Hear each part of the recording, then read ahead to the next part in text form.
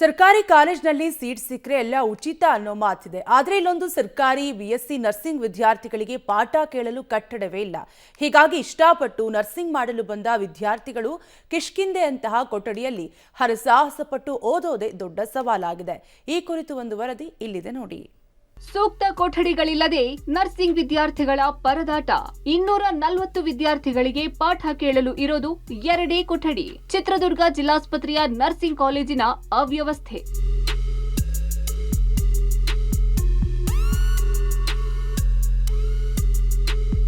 ನರಳುವ ರೋಗಿಗಳ ಸೇವೆ ಮಾಡಬೇಕು, ಉತ್ತಮ ಶುಶ್ರೂಷಕರಾಗಬೇಕೆಂಬ ಕನಸು ಹೊತ್ತು ಸರ್ಕಾರದ ಕೋಟಾದಡಿ ಚಿತ್ರದುರ್ಗದ ಸರ್ಕಾರಿ ನರ್ಸಿಂಗ್ ಕಾಲೇಜಿನಲ್ಲಿ ಸೀಟು ಗಿಟ್ಟಿಸಿದ ಬಿಎಸ್ಸಿ ನರ್ಸಿಂಗ್ ವಿದ್ಯಾರ್ಥಿಗಳ ಗೋಳು ಹೇಳತೀರದು.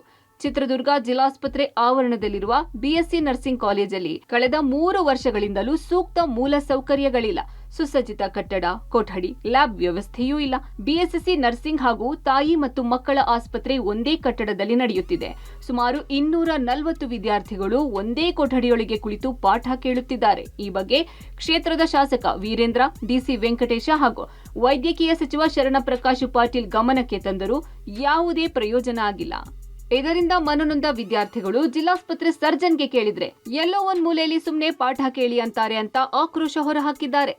ಈಗ ಪೇಷಂಟ್ ಹೆಚ್ಚಾದ ಕಾರಣ BS ನರ್ಸಿಂಗ್ ಕಾಲೇಜ್ಗೆ ಕೇವಲ 2 ಕೊಠಡಿಗಳನ್ನು ಕೊಟ್ಟು ಇನ್ನೂ ಕಡೆ ಪೇಷಂಟ್ ಆಗ್ತೀವಿ ಅಂತಂದು ಹೇಳ್ತಾ ಇದ್ದಾರೆ.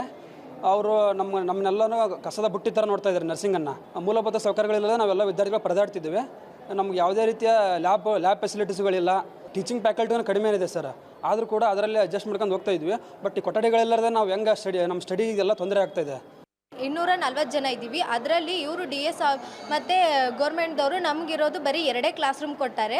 ಮತ್ತು ನಾವು ಇದನ್ನು ಹೋಗಿ 2 ಕ್ಲಾಸ್ ರೂಮು 4 ಬ್ಯಾಚಿಗೆ ಸಫಿಸಿಯೆಂಟ್ ಆಗಲ್ಲ ಅಂತ ಹೇಳಿ ನಾವು ಪ್ರತಿಭಟನೆ ಮಾಡ್ತಿದ್ವಿ.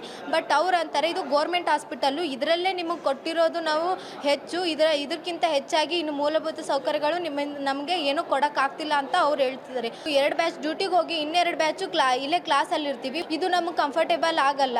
ಆ ಕಡೆ ಈ ಕಡೆ ಎಲ್ಲ ವಾರ್ಡ್ಗಳನ್ನು ತರ್ತೀವಿ ಅಂತಿದ್ದಾರೆ. ಈಗಾಗಲೇ ಹಾಸ್ಪಿಟಲ್ ಇನ್ಫೆಕ್ಷನ್ ಇಂದ ನಮ್ಮ ಫ್ರೆಂಡ್ಸ್ ಎಲ್ಲ ಬಹಳ ಜನ ಅನಾರೋಗ್ಯದಿಂದ ಬಳಲ್ತಿದ್ದಾರೆ.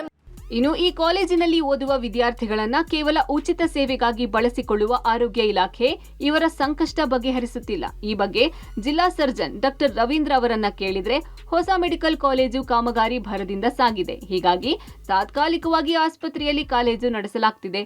ಆದರೆ ವಿದ್ಯಾರ್ಥಿಗಳು ಇದನ್ನ ಸಹಿಸಿಕೊಂಡು ಓದಲಾಗದೆ ಸಮಸ್ಯೆ ಸೃಷ್ಟಿಸಿದ್ದಾರೆ ಎಂದು ಸಬೂಬು ಹೇಳ್ತಾರೆ. ಅಲ್ಲಿ ಆಲ್ರೆಡಿ ನಡೀತಾ ಇದೆ.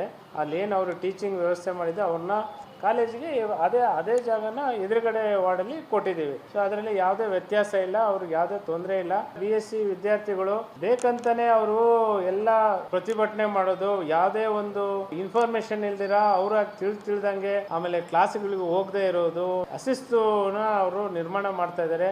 ಒಟ್ಟಾರೆ ಸರ್ಕಾರಿ ನರ್ಸಿಂಗ್ ಕಾಲೇಜಿಗೆ ಸರ್ಕಾರದಿಂದ ಸಾಕಷ್ಟು ಅನುದಾನ ಬರ್ತಿದೆ. ಆದರೆ ಅಧಿಕಾರಿಗಳು ಮಾತ್ರ ಯಾಕಿಷ್ಟು ಅಸಡ್ಡೆ ತೋರುತ್ತಾರೆ ಎಂಬುದೇ ವಿಪರ್ಯಾಸ.